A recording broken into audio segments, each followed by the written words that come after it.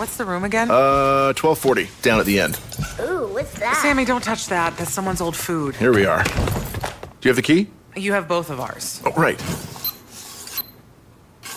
Not working. Rub it. Come on. Try flipping it over. Seriously. Why can't we go inside? I'm tired. Give me yours. You have mine. All right. What? Please, if you Dad, could just... why aren't you opening the door? Can everyone just shut the... Don't go there. Go on a real vacation. Go RVing. Learn more at GoRVing.com. Welcome to Co-Play Media, a look inside the world of video games, anime, and the Blerd community. And now, here are your hosts, Diers and Demo. And welcome to Co-Play Media. Today we have here the return of the man, Hilton George. And of course we have my guests here, Demo and Dexter D. How are you guys doing today, everybody? Oh man, so it's great to have you back, Hilton. I think we had you on the show, I think it was, what was it, 2 years ago? It was the last... Pre-COVID. That's for sure. He was face to face. Yeah, we was in the studio. No distancing. We was in the mask, studio. In the studio, on location. Can it be? The old BET, right? Yeah, the old sound stage. Yep. Oh yeah. Now look at this, all electronic and high tech. With our fancy backgrounds and whatnot, you know. Right? I know, right? Look, what y'all don't know in podcast world, if y'all watching this, Darius, that's actually what he has behind him everywhere he goes. It's not an effect. He got like this big thing. It's like a plume. It's my natural. Hold on, let me get my setup going. His aura. I sit up here like this, you know. People come to me. Oh man, you are hilarious, and more importantly, your Facebook is hilarious, man. I love following you. You be dropping like not only nuggets of like gems of knowledge, but just hilarious stuff. Has it been part of the way of you coping with COVID? It has to be, man. I mean, you have to laugh. You have to find ways to see humor. When you're watching the world around you collapsing and shutting down. I mean, it doesn't even sound real to say that it's been 16 months since we've all been kind of locked down. I mean, what have we ever done in life that has been 16 months running? That's like 4 semesters of college with no break.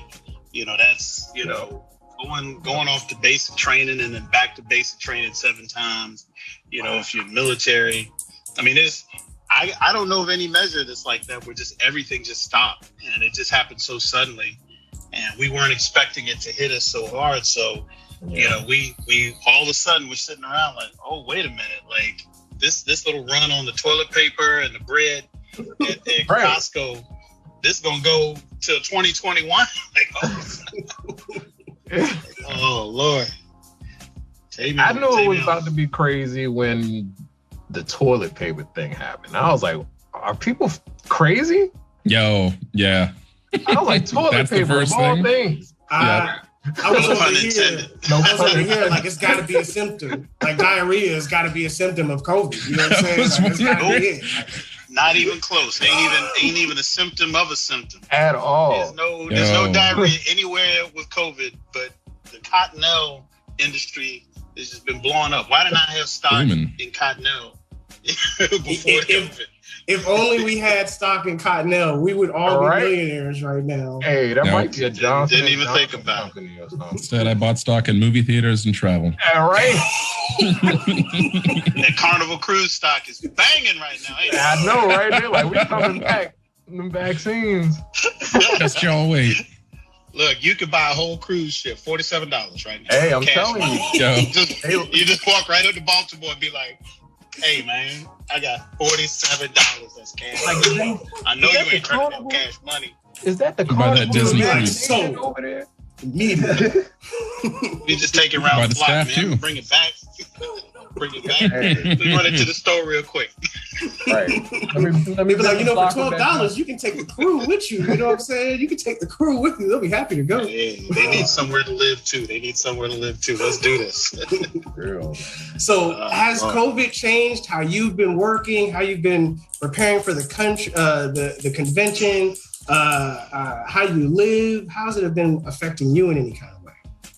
Well, it's been a real tightrope to walk since we came out in January with the 2021 date, because we knew that we needed to wait until after the election, because who's in office, obviously, as we have so painfully learned, can dictate, how problems or if problems get solved. And I knew that if Trump had gotten somehow reelected, that COVID was not going to get solved and we were not going to be heading in the right direction. Yeah. And that would probably be the least of our problems, frighteningly enough. Yeah. But so we come out, once everything was settled after the new year, and we said, okay, let's do this. How do we do it safely? How do we, bring this thing about in a way that kind of reassures the people who are on the fence and, kind of gets the people who are invested. This is not just about the attendees. We got to consider vendors and contractors, sponsors, and staff. Everybody's got to be on board. If one constituency is like, we out, it can drastically change the shape of the con. So we had to consider every little factor, spacing of tables. And, I went through, and you saw the video walkthrough that I did. I had an hour meeting before the walkthrough with the Hyatt leadership and engineering to talk about, air filtration, air circulation, air ventilation. All this stuff was, you don't think about this stuff at a regular con. And you're like, oh yeah, we need to know. Then we had to think about, sanitation. You had to think about, sterilization. All these shuns were just things that we had to map out. Find out what those protocols are. And, are they, what happens when you go in the hotel room? Does every hotel room have their own air conditioning system with their own filtration system? Do the windows open? How often do they turn the rooms over? Is everybody tested? Is everyone wearing masks? Is it, and you got to think about all of those things. And so we came out and, it was running smooth, with the rollout. And I was looking at the landscape, and I got to tell you, and I'm talking to y'all and I'm talking to the audience. There were a lot of people out there who are not intending, they have not gotten the vaccine and have no intention of getting the vaccine. But these are also people that want to be on the front lines of getting back out into con space. There's a conflict there.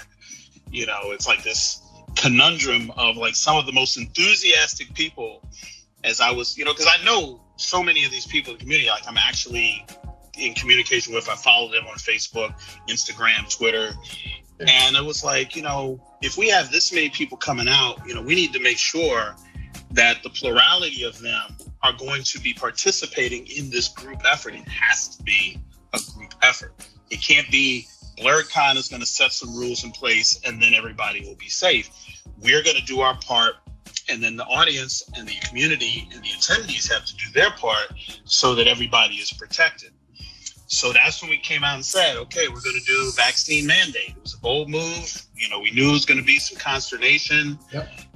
We knew there was some folks that were not going to be happy with that. But at the end of the day, as a con runner, as a con owner, as the con chair, somebody came to Blerdcon and put their safety in our hands, and they got sick, or heaven forbid, somebody died. It wouldn't be like just some nameless, faceless person. This would be somebody we probably had some familiarity or association with. And I said, I can't have that. It's not something that I could handle. It's not something I want to put my team through. I said, so you know what? It's vaccine only. And while vaccines are not a silver bullet that just knocks everything out, if you're sitting at 90% resistance to COVID, and one or two of the exotic strains, South Africa, UK, South America, and you're wearing masks, and we're doing sanitation, and we're doing spacing, and we're doing, ventilation and all this sort of stuff. It's layers. It's like when you go out in the cold, I don't know who here has lived up north, but the cold, you got a layer. You can't just throw a jacket on and run out in Michigan in the cold. Like you got to have long johns and the right kind of pants and the right kind of socks and then the right kind of coat and the right kind of hat, right kind of glove. If anything's missing, you might lose a fingernail or something, right? So we had to minimize our exposure, and just wait for the blowback. And ironically, the blowback was very vocal, right? And very, borderline indignant and all this other stuff. And I want to ask. I'm really interested. It was a whole lot of people in the inbox trying to talk to the man. I want to speak to your manager. Who manages you, Hilton? We want to talk to Jesus. We need somebody else. It don't matter. And I even take the indignant folks as a positive, because in order to be indignant, you had to really have wanted to come to the con. Oh yeah. And this would have dirt. So even that I see in a positive light. Like, okay, I'm honored that you are this upset that you cannot come to the con because of your convictions. Right. So, lay it on me. I know I done sold out to the Illuminati. And, I'm a sheeple. I get it. Just whatever you got to say, get it off your chest. All the name calling. We'll see what we can do. I mean, I'm gonna be honest with you. You are the reason why I got my vaccine. I got my vaccination specifically to go to Blerdcon. Like, I would have tried to, like many other. You'd have tried to shimmy it off. You know what I'm saying? I brush that COVID off your shoulder. Yeah, man. If he could just duck and dive, bob and weave, he could. COVID won't get you. If I take my zinc, and I follow up with a lot of vitamin C, I should be all right. I'm gonna take about 5,000 milligrams. Be like, okay, it's all right. My family is into holistic medicine. My essential oils. Check me.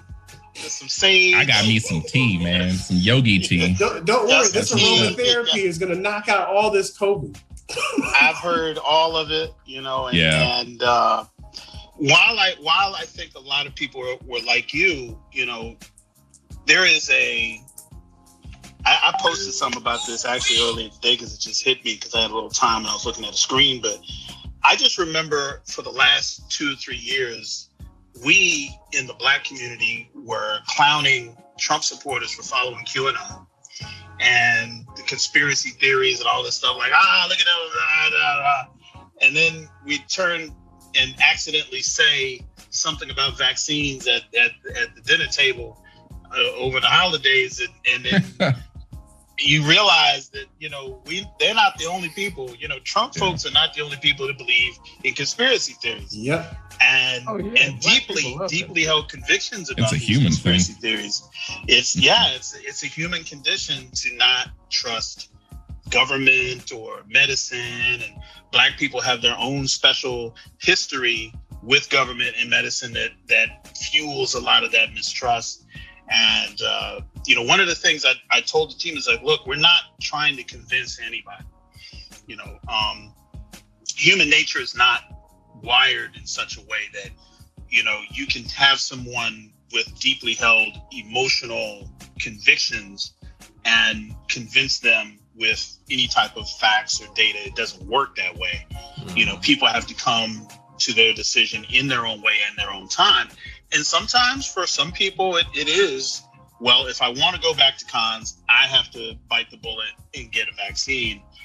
And what I'm telling people, though, is that it's not going to be just Blerdcon. I'm telling you, the minute we put this out, all the con runners out there, man, I'm not naming any names because I don't want to put any particular con on the spot where you go, oh, Hilton said he was talking to the owners of so-and-so con, and now we're going to ask them what they're going to do and put them on the spot. I'm not going to do that.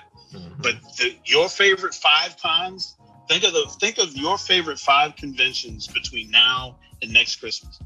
You got that in your head? Yeah. They call me and they ask me the questions. Yeah. They like, so Hilton, how's the blowback been? No, really? How are you going to work these logistics? And how are you going to verify the cards? And how are you going to handle security? And how are you going to, they trying to, when people are just pinging you because they're just curious and asking for, just for kicks and giggles. But these are folks that are like, we're actually considering doing this. And I think some of these bigger conventions, especially the ones that are like 20, 30,000, have more risk. Yeah, absolutely. Blerdcon's under 10,000. So, this rule for us could be kind of like, this could be the thing that makes us super safe. But if your con has got 30,000 people in it or something, you know, your risk of not doing this is like 10 times what ours is. So if you're thinking like, oh, I am not going to get this vaccine just for Blerdcon because, I've been following the newsletter and I'm on the Crisis Network or wherever you get your news from or whatever, trust me, it's not just us. It's going to be the next con and the next con and the next con. And you're just going to get tired of having to sit on the sidelines or be mad and indignant at somebody. and you're going to have to eventually come to terms with that. And I think it's a good thing. I mean, I believe in the science. I understand the skepticism and I understand the deeply held fears, especially if you're one of those people that has aligned themselves with sources of very, what's the word I'm looking for? Plentiful misinformation. Yeah. We all look. There's a name for it. It's called Conspiracy Brother, right? Remember the Conspiracy Brother trope goes back decades. This ain't new. This is before COVID. I don't know why we expected Conspiracy Brother to go away because he never gone away. This is his time to shine right here. This is it. This is his time. Invest in Conspiracy Brother. Oh, look. Now you got, Conspiracy Brother got YouTube links now. Yeah. Before 2000, Conspiracy Brother used to have to send you to the bookstore and he'd have to open up articles and try to recite something he heard at a con or something like that. But now they're like, brother, you educate yourself and get on this YouTube link and, So my point is that there is a very vocal minority in the Black nerd community, just like in the Black community, against vaccinations.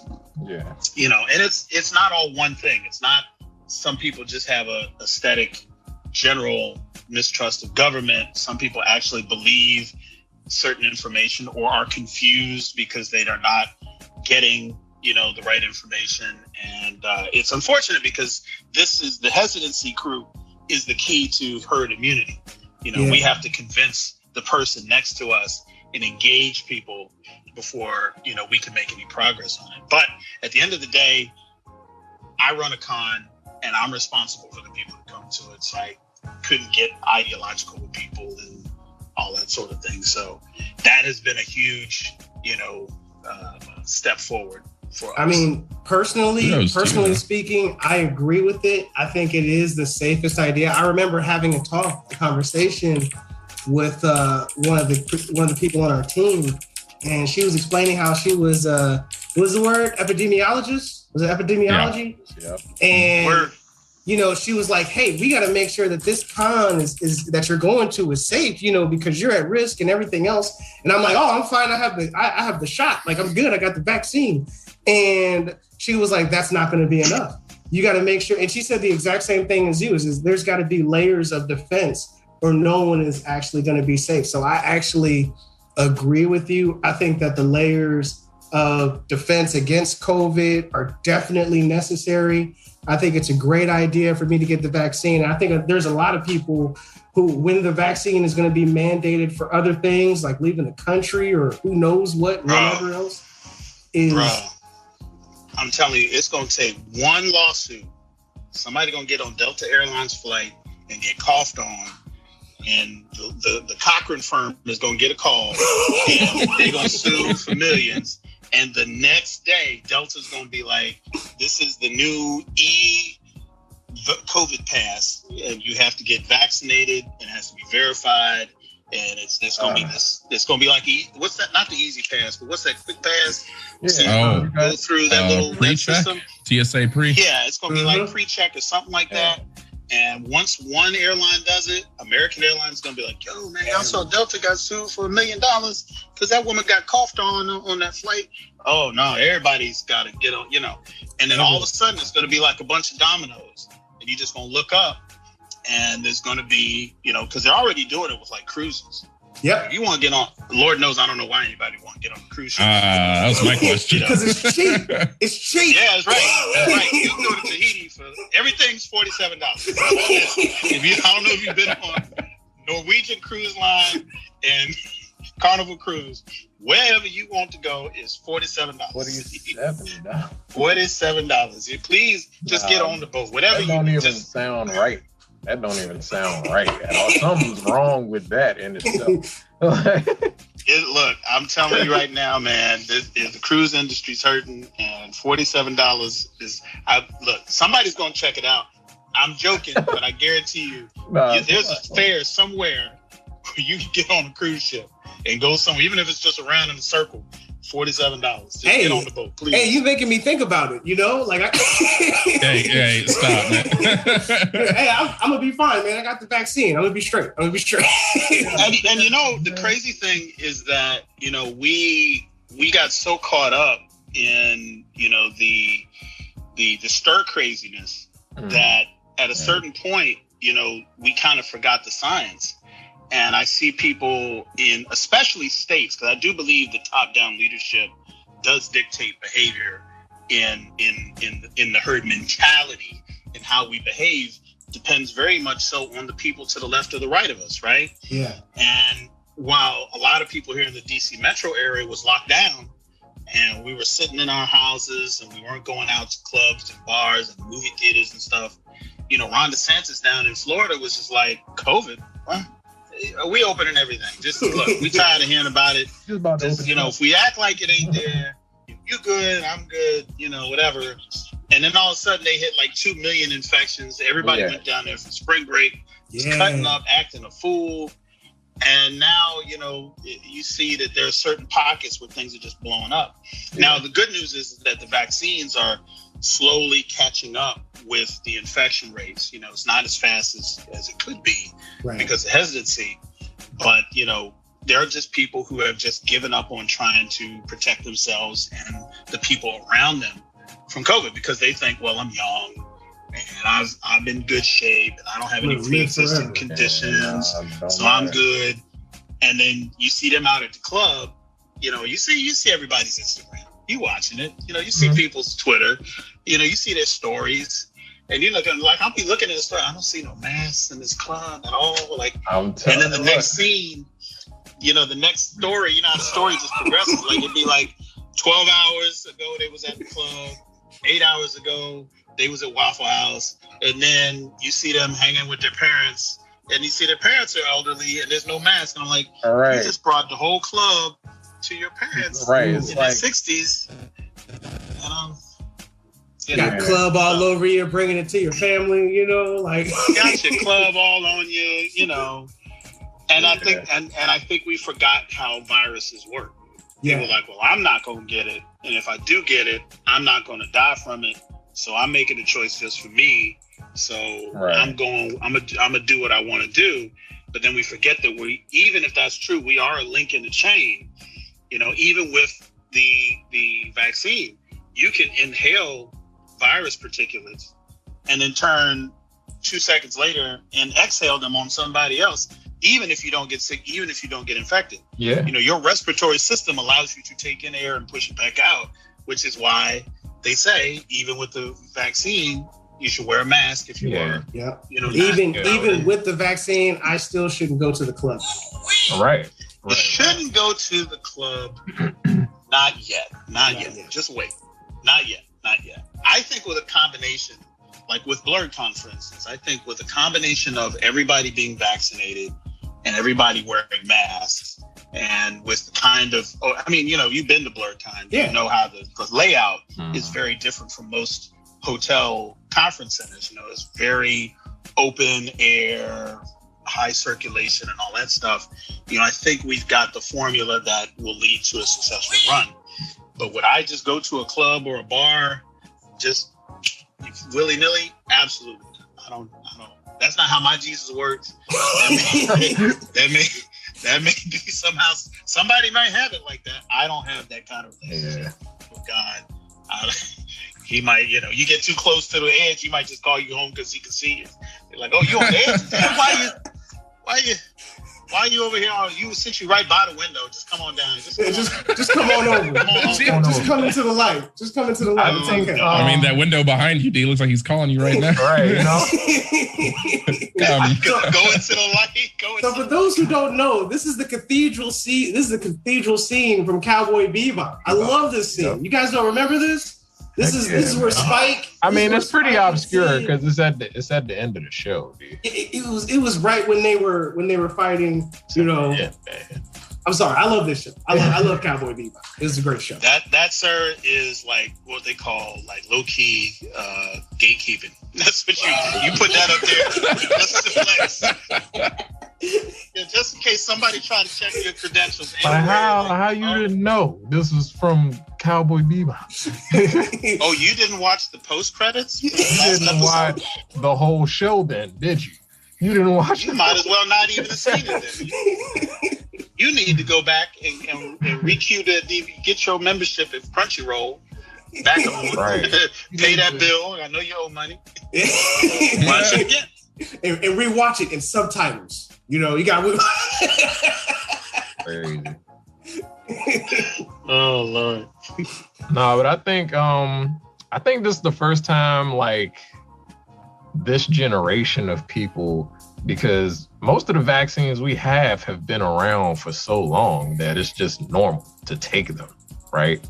So now we're going into this COVID thing and it's under an emergency use header, and it's not really approved. So I think that's where a lot of people kind of look at it sideways, like, but eventually it's gonna. I was one of those brothers when they were first talking about it. I was like, I can't wait to, this is me in November. I can't wait to take the vaccine, but I'm not going to be the first. Right. That was all of us. Let me get that. All the smart people are like, I'm going to take it, but I'm gonna wait about 6 months to see what happens. Let's just, I don't want to, I'm not going to be the first brother to take the vaccine. Right. Never be the first black person to do so. Well, that's it. Look, I didn't even want to be the first brother to get the Popeye's chicken sandwich. That's how heck no. Let me see how the pickles hit first. This people's stomach turn upside down. It's too good to be true. Watch everybody else take a bite, like, all right. Just sitting there looking pensively around the Popeyes. See what's going on with that sauce, bro. Hold on, So, and that's what I call healthy skepticism, and I think a lot of us, especially in the black community, have that. Yeah. And yes, you're right. There are people who are waiting for FDA approval, and I think there is a reasonable position for hesitancy, even if you disagree with it. Absolutely. I think there's a reasonable disagreement that you could have if you're weighing the risk versus, the rewards of taking it and all those things that each one of us have to go through. The ones that I worry about, the people that give me concern, are the people that just really believe the most hyperbolic stuff and just don't seem to be aware of any of the science. Right. I've talked to people, and again, I'm not convincing anyone. I don't put my energy toward that. It's just not constructive. It's never going to work. Right. But I do like to let people vent their feelings, especially if I have to work with them, especially when it comes to things like Blerdcon and the decisions we made. But, anytime somebody's like, man, they got these vaccines out here, there's no science on it at all. There's no, I'm like, there is science. Make it in they a know lab something. With scientists. Somebody told me the other day that 4,000 people have died because of the vaccine. I was like, 4,000 people? I'm like, come on, man. Like, you really... I mean, like 4,000. I heard it on TikTok, man. I heard it on TikTok. There was a man in a dashiki. He was running down the hallway. He was telling me about it. Exactly. And I'm kind of like, I have a distrust of government too. Don't get me wrong. I used to be conspiracy brother in college. Oh, yeah. I'm a reformed Hotep. I was very much on the cutting edge. Listen, melatonin started getting used as a sleep aid, and the Mela in that, the Hotep crew, we went crazy on that. Like, oh man! They trying to melanin You see, they trying to put us to sleep using our own skin. I was there. That's me. I'm quoting me. I'm not making fun of hotels. This was me talking about melatonin research when it was coming up. We used to have the science magazines. We sit in a circle and used to, so I understand. I get it. But toning down that melanin is what it's doing. Soon they gonna start harvesting our melatonin so that they can sleep. You need to wake up, brother. They gonna go to sleep off of you being asleep because your third eye ain't open. And this is the problem, brother. This is the problem. Pass me some hummus. I'm sorry. Yes, we was eating hummus before it was cool. Hey, hummus is delicious, bunch of college brothers. If you ate hummus back in college, yeah, that's weird though. Back then it was like, nah, bro. But hummus was delicious, man. If you ever had hummus back then, hummus was delicious with the vegetables. Hummus people delicious. needed to have money to eat hummus in college. Because they wasn't selling hummus at the grocery store. So somebody had to make hummus. And it was somebody going with a bunch of that's a level right there. Ingredients and come out with a bowl of brown goop and here, brother, get you some pita bread, man. Get you some. Go ahead and get you some of this hummus. Yeah. I smashed up the chickpeas. You know what I'm saying? I mixed it with the oils and whatnot. Dang. Wow. So you need to purge all that pork out your system. I seen you eating that pizza in the calf yesterday. See, that's the problem. That's why your third eye won't open. Your third eye is closed up because it's swollen. You're failing calculus because you can't calculate how that rat and dog is in your system, slowing your brain down. Now they're coming for your melatonin. Now you can't sleep. Hey, that's how they be though, man. That's how they be. I'm not making fun of hotels. I'm quoting me in the 90s. You're hilarious. These are my words. Get out my face. Like I said that to somebody. I was reading a script. I used to go, I'm not even joking. I used to go to hotel conferences. You used to have conferences, man. What? Where it'd be like a convention. Yes. Oh man. Your dashiki and your these hats with the all the memes and stuff. That was us. We was walking around. We went to New York one year. Brothers was translating hieroglyphics and talking about. Yeah, man. It was a whole thing. The next year it was at Tuskegee University. So we drove down to Alabama. Went to man. I'm telling you, look, I am not joking when I say I was in the hotel movement. I was there. That was me, my words. I make fun of nobody. I just quote myself. People, that's just crazy. And I'm like, no, you just didn't know me in my 20s. I had something for you. You know what's funny is that if you would have caught me back in those times, I probably would have ran with it. I'd be like, yeah, like melatonin. Well, it's the base words. Melanin, I was at Freaknik with a bean pie and a Final Call riding in the back of the Jeep listening to 95 South. So envision that for a minute. Just put that picture in your head. I'm talking about booties and all this stuff with my bean pie. Like early 90s, mid 90s. Hey, them bean pies be good though. I ain't gonna lie. They are. Don't they? Say what they are. Not only are they good for you, but they are ever so nutritious. They are delicious. They have all the vitamins. Let me move forward. We're getting off task. Now, hold on. No, I'm sorry. Went off road. I don't mind it. It was nice. The view was hilarious. The view was stupendous, man. But I would like to recap. Brandon is in the UK right now, and he has not been to Blerdcon. Me and Demo have been to Blerdcon, and we would like to not only ask you about the new experience, but also recap the best experiences and our opinions that happened with Blerdcon. There's some amazing stuff here on this list. Stuff that I've never thought I would see at a convention before. Dude, barbershop experience? I mean, I'm like, wow. If I needed a cut reaching the people day, I with would got one, bro. Hey, it was all experimental. And it is a privilege in one hand, and it's really exciting in another hand that we are in this position of being able to break out and do new stuff. Because, you know, I'm not talking down on any other convention, but as we all know, that if you go to enough conventions, you start to see kind of like the same pattern in certain cons. It happens a lot with anime conventions, and I know it because I'll be coming from, like, there might be 3 or 4 big anime cons I go to a year, and then maybe another 4 or 5 smaller ones. But then I cannot remember where I had a conversation with somebody or where some significant thing happened.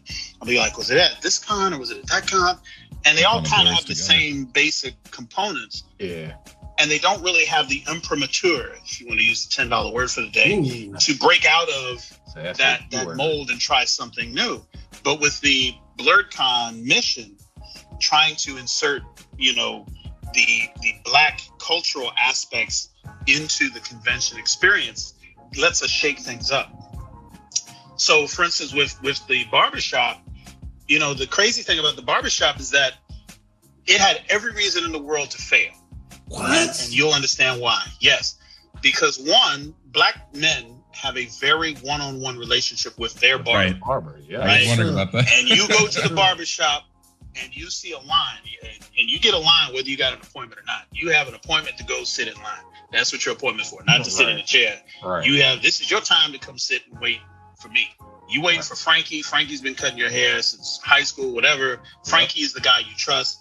There's 5 other chairs there, and then there's a newbie on the end. And they always put the newbie's chair right in the front. Yep. And he's standing there looking, you know, he's like, hey, anybody want to do a cut? And he'll say, hey, if anybody's in a rush, y'all can get with Chauncey, because Chauncey will cut your hair. He'll hook you up. Chauncey, you know, everybody look at each other. We don't know Chauncey. We'll be like, nah, we good. We'll wait. You know. Chauncey always picks up the phone at the barbershop, you know? Yeah, he's doing other stuff. He's sweeping, you know, he's, you know, shooing the hustle man out the door, you know.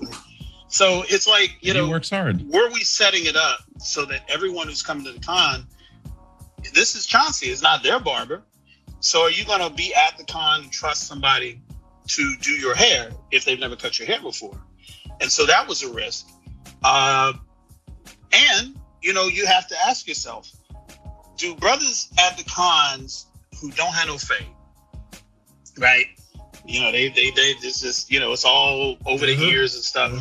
Do they even know that they need a haircut? Like, if I put a barber chair in front of them, are they going to go, I'm fine, I like the Wayne Williams look. You know, I'm good. Right. You know, they might not even want to cut. You don't know.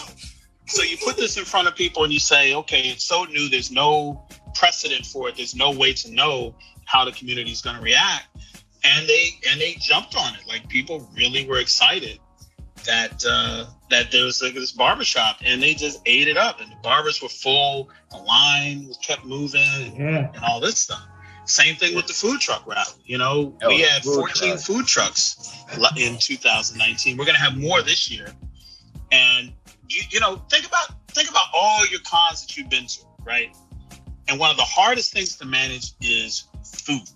If you're at a general convention center, you know, they got the convention center food, but 9 times out of 10, it's a $15 hot dog. And, you know, it's not the best food for the money. No. Or if there is some good food, it's like so many people trying to get to that one stand that is selling good food that it takes forever to get food, yada, yada, yada. So food truck rally was just through the roof. And we curated it very carefully. You know, we wanted to make sure that we did not have any duplication. Yeah. So there wouldn't be 5 pizza trucks. It'd be like 1 pizza truck, 1 vegan truck, 1 Jamaican truck, 1 that barbecue truck. That barbecue truck was on point. Me and D we were standing at the sliders truck, right? The truck that was selling the sliders. Yeah, DC sliders. Dude was like, yo, like, what y'all doing? About to open back up. I was like, where? He was like, yeah, man, I spent like $12 and had like two servings of food. Like, we gotta go to the barbecue truck. So it was like watching people. It was like watching people run. It was like you're running. Why are you running? He was standing in the line like he was going to get sliders. but he was watching to see when the barbecue truck opened back up. And then he made us come with him. And I mean, we weren't, disappointed at all. But geez, I was like, yo. Listen, What cut y'all got? Listen, it's so good. I remember when he first pulled up, man, the first time we booked him, he had this little portable tub full of cans and cans and cans of Colt 45. Ooh. And I was like, this brother's selling malt liquor at the barbecue truck. I said, if ain't nothing more black barbecue than a tub full of Colt 45. And I asked him about it, and he said, no. This is for my barbecue sauce. Yeah. I was sold. I said, if you're using malt liquor to make your barbecue sauce, that's why. That's I don't need to see nothing else. After a while, me and you were in a food bliss in that joint, eating the food. And I swear he had a screen door on his truck. It was like a screen. He had a screen door in that joint. It's crazy. It's crazy. And so it's stuff like that we're able to do, because at the end of the day, then the reactions that you guys are all having, they come with a certain amount of emotion. Like when people recall their Blerdcon experience, I want to see people tapping into an emotion, because, that's how memories are made. Yep. You take a moment in time and you attach an emotion to it, and you'll never forget it. Mm-hmm. This was 2 years ago. This brother remembers what a person was saying in a line. This isn't a panel. This isn't when he met Rachel True. Right. This is a conversation he had in relationship to food, because I'm telling you what happened in that food truck rally. You bit into a rib or a slider sandwich or a vegan wrap or whatever it was, and he was like, oh, this was really good, right? Yeah. And then you looked and you saw somebody who said something to you. You said something in a little conversation, and then the DJ played a song. And all of that came together, cemented that moment in your spiritual memory, and you will go to your grave remembering those times. Absolutely. Because you've attached these emotional flagpoles to that moment. And I think as a con runner, it's our responsibility to try and create as many spaces for those moments to happen. You meet somebody, or you run across somebody, you have a conversation, or you're eating some food, or you're enjoying some fellowship or a discussion, or kicking somebody's butt in a video game, or whatever it is. That moment happens. And when you leave Blerdcon, those moments go with you. Yeah, the Bowser chicks. You unpack those moments when you go and talk to your friend who didn't go, but you was trying to get him to go. Yep. Oh, you didn't go to Blerdcon. Oh, all right, look here, man. And see, then I bit the rib, and then the dude had the Colt 45, and then Frankie Beverly and Maze came on. Remember that? Is that right? Was it Frankie Beverly or was it? Yep, and then Frankie Beverly. Man, you missed it all. And then I got my hair cut, and I still have barbecue in my fingers. So when I counted the money, there was a barbecue stain on the $20 bill, but he didn't mind because we was talking about Naruto, and he just started regurgitating all these moments back to back to back to back to back to back. Yeah. Because when you go somewhere and you have a different experience or a non-emotional experience, time just blows by and it don't mean nothing.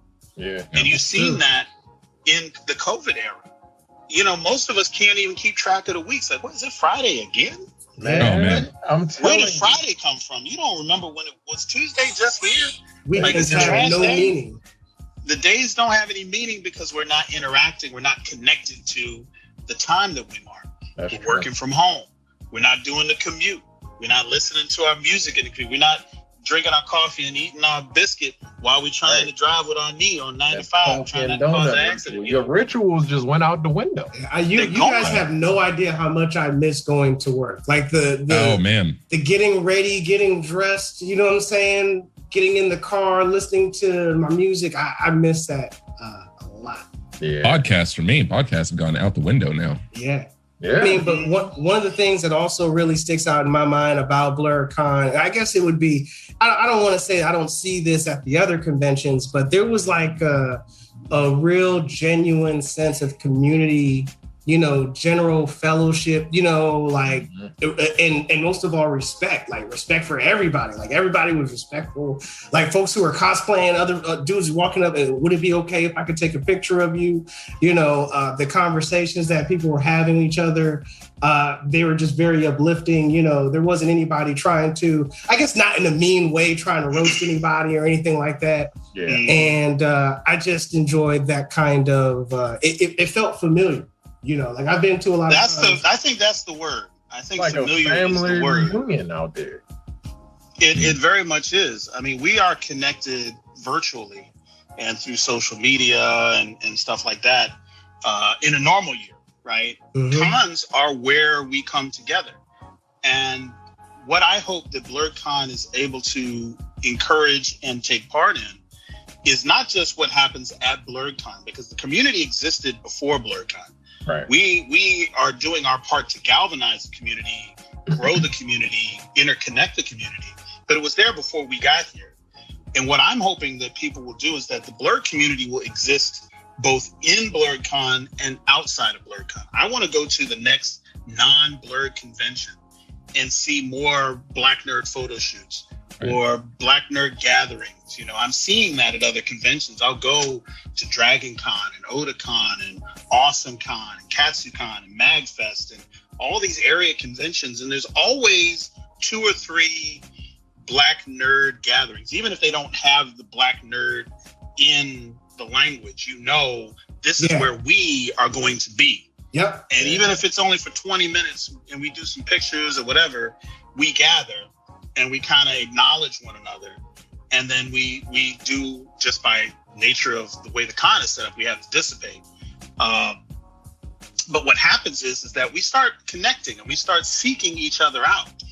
Like, you ever notice when you go to a convention where, again, it's not a Blerd convention, it's just a regular convention. Mm-hmm. And you start looking around for us. Yeah. Are we gathering? And we're fist bumping figuratively and literally, when we're out of town and when we're, people are on the site and on social media. This is my first time in DC.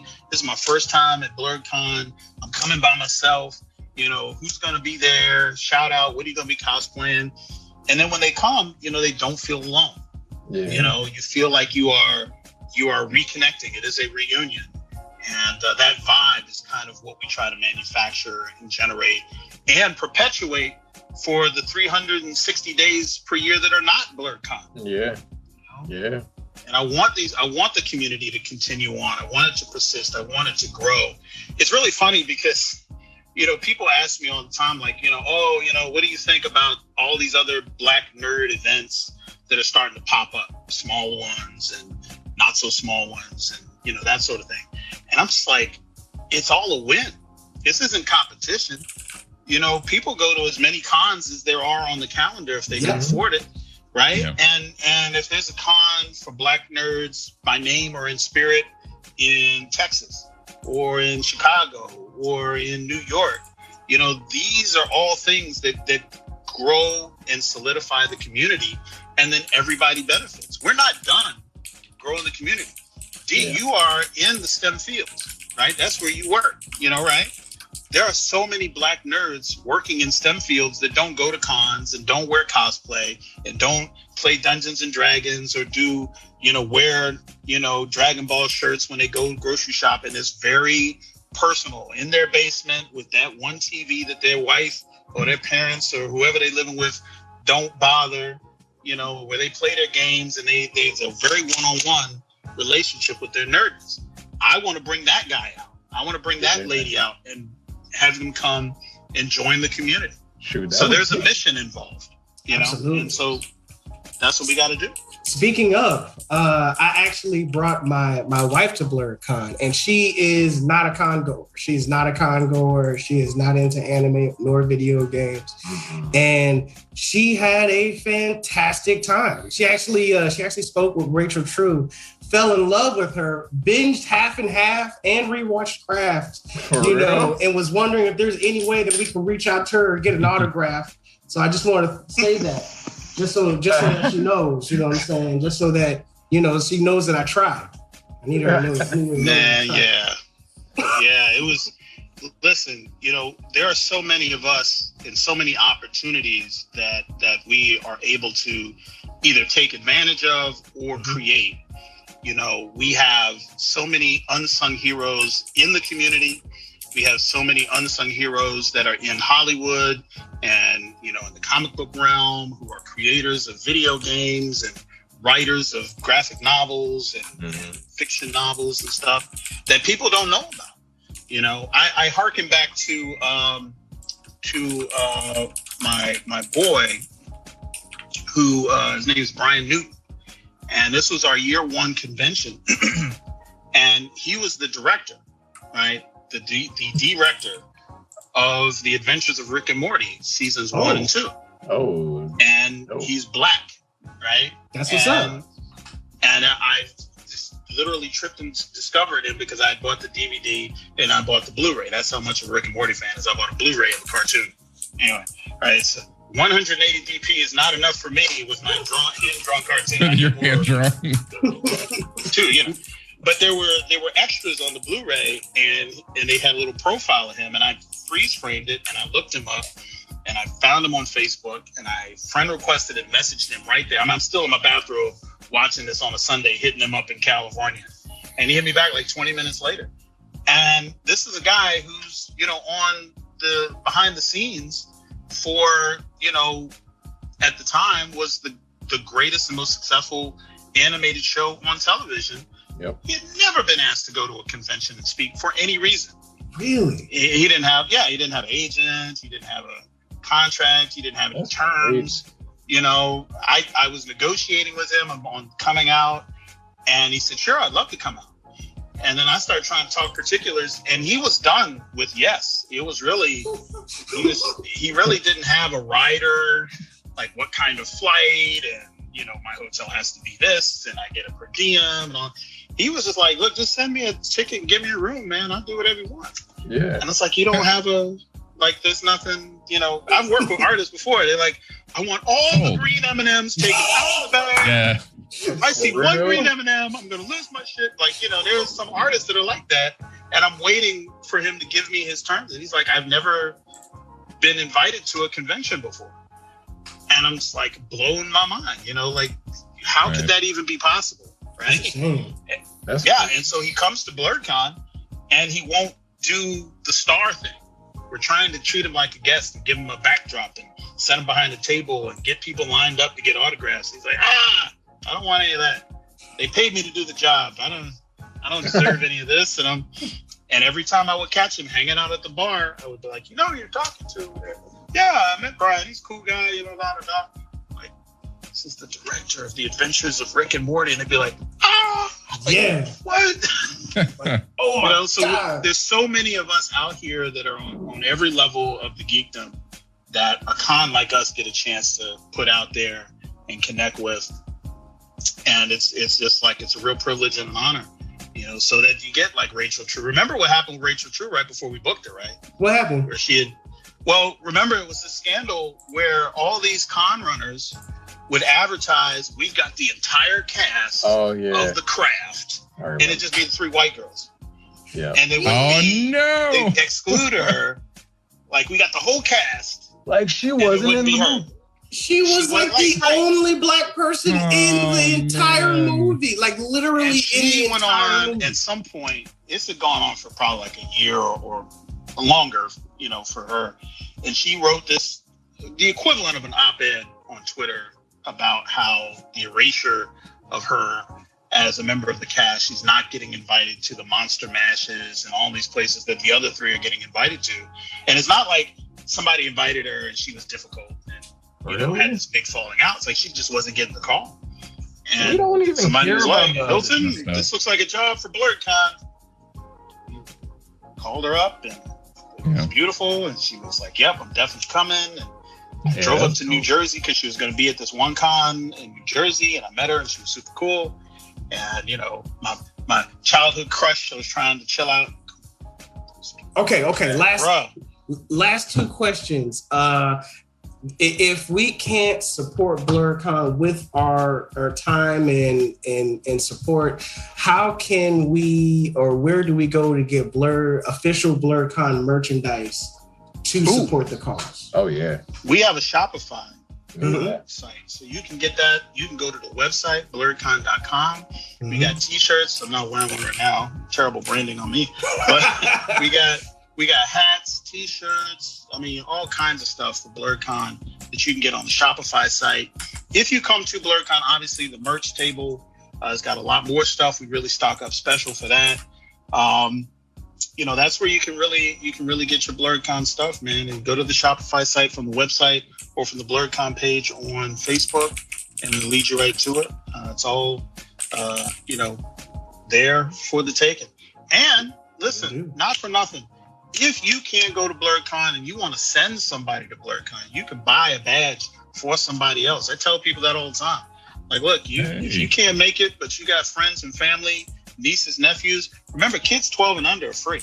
Yep. Right. So, you come to Blerdcon and you got little nephews and nieces that you want to have come through. I mean, if you got an extra tall nephew, he may have to show ID. Like, I've seen people bring 6-foot kids to bring your report card. This little Jeffrey. I'm like, all right, Jeffrey, I need to see the ID. I need to see your school ID, Jeffrey. Yeah, you got a little too much of an undercut here. You got a 5 o'clock shadow going. You got a mustache. A little too much bass in your voice. Be 12.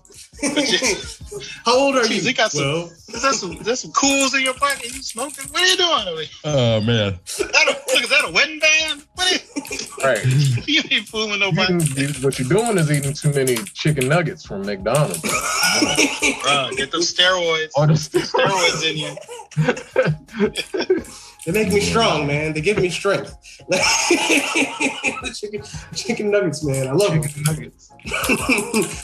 Man. Where can folks catch up on Blerdcon updates, information? Where can, if I want to know that there's like a big change about to happen, where's the first place that I can go to see that? Listen, we are all over, mainly Instagram and Facebook. If you go on Facebook and you type in Blerdcon, you're going to get the Blerdcon page, the Blerdcon group, and the Blerdcon event. All of the news and all the hot stuff drops on social media first. On right now. Right. So it is a lagging indicator to wait for the website, and the newsletter is only monthly. So, if it's not, I highly encourage everybody, follow our social media, turn on your notifications. There was a time where if you joined the group, that was your way of telling the algorithm, this is the content that I want to see, and these are the notifications. Algorithm don't care who your friends lists are no more. Algorithm don't care about what groups and pages you subscribe to. The algorithm is working on something else. You have to tell the algorithm that I want notifications from Blerdcon, because otherwise you just won't see it no more. I mean, it's just the way social media works. Facts. And it's you have to do that. But that's where we put all the announcements and all the last minute details, and those go out there first. Social media. Gotcha. Now, guys, I want to give you a chance. Is there anything else that y'all want to ask Hilton? Anything else? Any other thoughts on your mind? Any other things going on? Any other thoughts you want to share? Left it all out there on the court with Demo's basketball, man. Yeah. It's all on the court. Left it all out there. Hopefully it's helping me lose some of this weight, man. My man's not taking no shots. He's just in there, just with the cross, just crossing, crossing himself up. Right. Where's the mind? Shadow dribbling. Ankles is mine. Ankles. Can't tie your shoes tight enough for me. Right. Oh man. Oh, yo, it's been awesome to have you, man. You are hilarious. And it's just been super great to talk to you, to get all this extra information. Leaving out on a quote, every journey begins with a single step. We just have to have patience, Millie Thompson from Trigun. And I think that is a huge statement about Blerdcon. I'm sure it took a single step, and now it's as big as it is. And I can't wait to see where it ends, Single step. and a lot of this to A lot of smooth things out. Smooth things out. Keep things level. You know, keep Papa smooth. That's all. I was wondering where that charisma was coming from. Right, man. I'm feeling good. Put in that glass. Next podcast. Let's do this. Man, again, Hey, we might have to do a boozy podcast next time, man. Just yo. I did. As if your That producer don't have sounds- enough to edit. Oh boy. Yeah. Sean We're and gonna Kyle, Shane and Kyle be got sounding like a edits for Luke song on Sunday radio. be like, and then like, let's see how good you are at your job, Shane.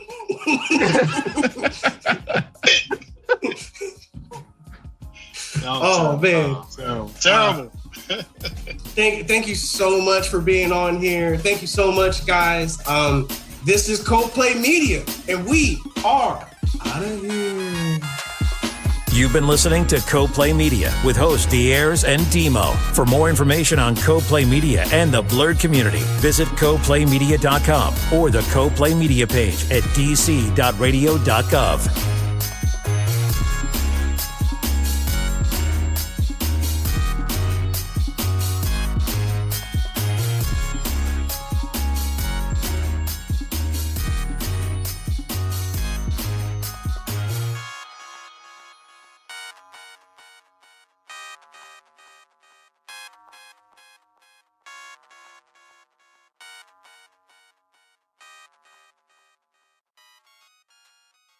Texting privacy policy and terms and conditions posted at textplan.us. Texting enrolls for recurring automated text marketing messages. Message and data rates may apply. Reply stop to opt out.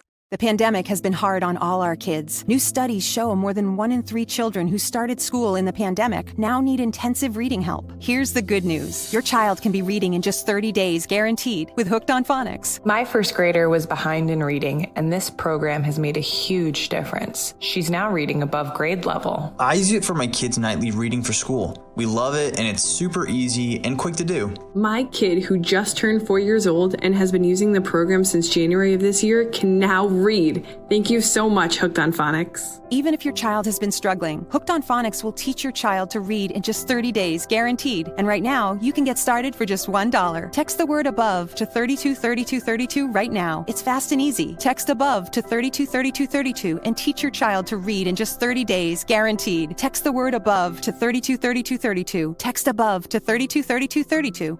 Texting privacy policy and terms and conditions posted at textplan.us. Texting enrolls for recurring automated text marketing messages. Message and data rates may apply. Reply stop to opt out. The pandemic has been hard on all our kids. New studies show more than 1 in 3 children who started school in the pandemic now need intensive reading help. That's right. Millions of kids in kindergarten through 3rd grade in the United States cannot read at grade level. Here's the good news. Your child can be reading in just 30 days, guaranteed, with Hooked on Phonics. Even if your child has been struggling, Hooked on Phonics will teach your child to read in just 30 days, guaranteed. And right now, you can get started for just $1. Text the word grade to 323232 right now. Hooked on Phonics is highly effective and incredibly fun, and everything can be done right from home and in less than 20 minutes a day. For more than 30 years, Hooked on Phonics has been the proven learn-to-read program that kids love to use. Text grade to 323232 and teach your child to read in just 30 days, guaranteed. Text grade to 323232 right now and get started for just $1. Text grade to 323232 now. Text grade to 323232.